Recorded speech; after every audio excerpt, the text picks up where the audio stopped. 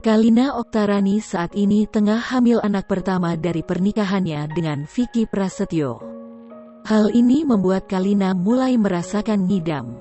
Ngidam Kalina cukup unik, yaitu ia ingin meminta password handphone milik Vicky Prasetyo.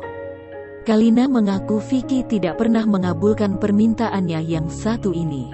Namun sayang kala itu Vicky masih enggan memberikan password handphonenya. Dalam unggahan video terbaru Instagram, Kalina masih berusaha agar Vicky mengabulkan keinginan ngidamnya tersebut. Bahkan Vicky lebih memilih memberikan PIN ATM-nya ketimbang memberikan password handphonenya. Kalina pun tampak kecewa dengan jawaban dari sang suami. Lantas mantan istri Deddy Corbuzier itu menanyakan alasan kenapa sang suami lebih memilih memberikan PIN ATM ketimbang password handphonenya. Tak ingin usahanya sia-sia, Kalina pun minta saran pada warganet agar Vicky luluh sehingga memberikan password handphonenya.